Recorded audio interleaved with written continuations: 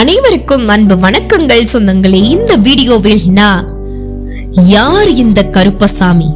இவர் அழகர் கோவில் காவல் தெய்வமாக மாறிய கதையை பற்றி தான் பார்க்க இருக்கிறோம்.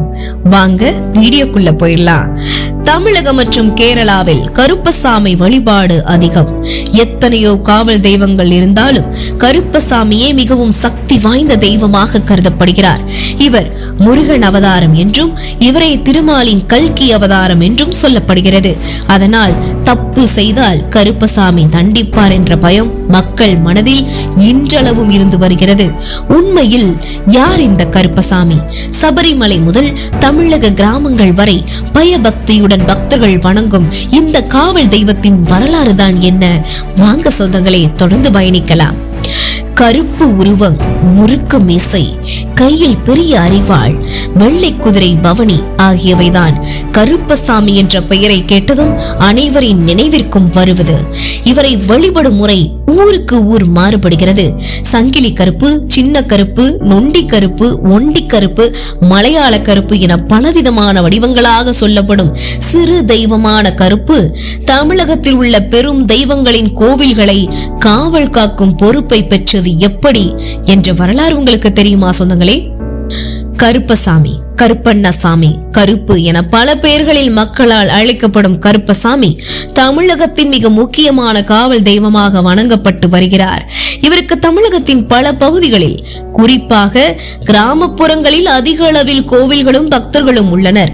பல ஊர்களை காவல் காக்கும் தெய்வமாக நம்பப்படும் கருப்பசாமியே அம்மன் கோவில்களின் காவல் தெய்வமாக கருதப்பட்டு அவருக்கு ஒரு தனி சன்னதி வைக்கப்பட்டிருக்கும். இப்படி அனைவராலும் போற்றப்படும் கருப்பசாமி யார்? இவர் எப்படி காவல் தெய்வமாக மாறினார் என்பது உங்களுக்கு தெரியுமா? கருப்பசாமி காவல் தெய்வமாக இருக்கும் இடம் கேரளம் தான். அங்கிருந்து கருப்பசாமி தமிழகம் வர காரணமானது மதுரை தான். அதனால் தான் மற்ற மாவட்டங்களை விட மதுரை மாவட்டத்தில் கருப்பசாமிக்கு அதிகமாக கோவில் இருக்கிறது. மதுரை அழகர் கோவிலை காவல் காத்து கொண்டிருக்கும் மிக சக்தி வாய்ந்த தெய்வமாக இங்கு வீற்றிருப்பது யார் தெரியுமா? 18ஆம் படி கருப்பண்ணசாமி. இப்பகுதியை சேர்ந்த மக்கள் இந்த கருப்பசாமியுமே மிகுந்த பக்தி கொண்டு மிகவும் பயபக்தியுடன் வணங்கிட்டு வராங்க. அநியாயங்கள் செய்தால் கருப்பசாமி கேட்பார் என இந்த கருப்பசாமி மீது பயமும் அவர்களுக்கு அதிகம். இந்த கருப்பசாமி அழகர் கோவில் காவல் தெய்வமான கதை எப்படி? கேரள தேசத்தை ஆட்சி செய்த அரசன் ஒருவன் ஒருமுறை பாண்டிய நாட்டில் உள்ள திருமாலிருஞ்சோலை அப்படின்ற திவ்ய தேசமான அழகர் கோவில் வந்து அழகே உருவான கள்ளழகரை தரிசித்தான். அழகரின் அழகை கண்ட அந்த அரசன் அதை உருவேற்றி தம் தேசமான கேரளாவுக்கு கொண்டு செல்ல திட்டம் தீட்டுறான். நாடு திரும்பிய அரசன் மந்திர தந்திரங்களில் நன்கு தேர்ச்சி பெற்ற 18 கேரள மந்திரவாதிகளை தேர்வு செய்து அழகரின் சக்தியை எடுத்து அழகரை கேரளம் தூக்கி வரும்படி கட்டளையிட்டான். 18 மந்திரவாதிகளும் மன்னனின் கட்டளையை நிறைவேற்ற அழகர் மலை வருவதற்கு தயாரானார். 18 மந்திரவாதிகளுக்கு காவலாக மலையாள தேசத்தின் காவல் தெய்வமான கருப்பும் வெள்ளை குதிரை மீதேறி அவர்கள் முன்னே சென்றார். காவல் தெய்வத்தின் பின்னே இவர்கள் அழகர் மலை நோக்கி புறப்பட்டார்கள். அனைவரும் அழகர் மலையை அடைந்தார்கள். அழகர் மலையை அடைந்த காவல் தெய்வம் அழகரின் அழகில் மயங்கி தன்னை மறந்து நின்றதாம்.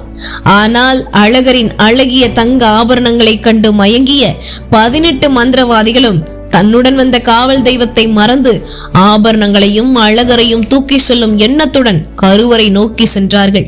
இவர்களின் கெட்ட நோக்கத்தை கண்ட பக்தர் ஒருவர் ஊரில் உள்ள மக்களிடம் சொல்ல, மக்கள் அனைவரும் திரண்டு வந்து அந்த 18 பேரையும் கொன்று களிமண்ணால் படிகள் செய்து படிக்கு ஒருவராக 18 படிகளிலும் 18 பேரையும் புதைத்தார்களாம். அருளை பெற்ற கருப்பசாமி எப்படி தெரியுமா? தன்னிடம் மயங்கி நின்ற காவல் தெய்வம் கருப்பசாமிக்கு காட்சி தந்து அருள் புரிந்து வரம் தந்து என்னையும் மலையையும் காவல் புரிந்து வருவாய் என அருள் புரிந்தாராம் கள்ளழகரான சுந்தரராஜ பெருமாள். அன்று முதல் காவல் தெய்வமான கருப்பசாமி இம்மலையில் தங்கி இருந்து அழகர் மலையை இன்று வரை காத்து வருவதாக நம்பிக்கை இருக்கிறது. 18 பேருடன் வந்த தெய்வமாதலால் 18 படிகளின் மீது நின்று காவல் தெய்வமாய் காட்சி தரார். ஒரு நாள் கோவில் பட்டர் கனவுல தோன்றிய கருப்பசாமி திருமால் பள்ளி கொண்ட திருவாயிலையும் மலையையும் காப்பேன், திருமாலின் அர்த்தஜாம பூஜை பிரசாதங்களை தனக்கு படைக்குமாறு வேண்ட அன்று முதல் அழகருக்கு படைக்கப்படும் அர்த்தஜாம பூஜை பிரசாதங்கள் 18ஆம் படி கருப்பசாமிக்கும் படைக்கப்படுகிறது.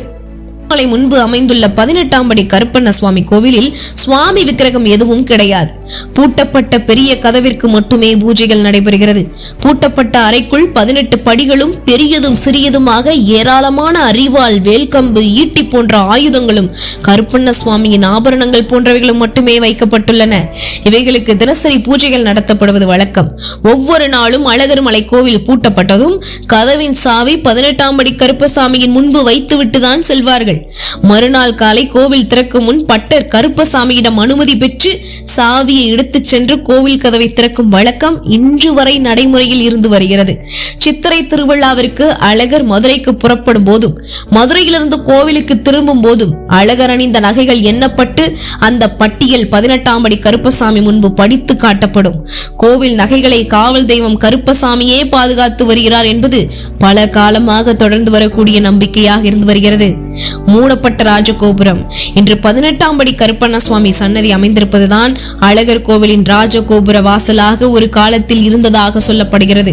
18 மந்திரவாதிகளும் கொன்று புதைக்கப்பட்ட இடம் என்பதால், தீட்டுப்பட்டு தெய்வங்கள் வந்து செல்ல ஏற்ற பாதை கிடையாது என்பதால் இந்த ராஜகோபுர வாசல் அடைக்கப்பட்டு அதற்கு பதிலாக கோட்டை சுவரின் ஒரு பகுதி உடைக்கப்பட்டு கோவிலுக்கு செல்வதற்கு வழி அமைக்கப்பட்டிருக்கிறது.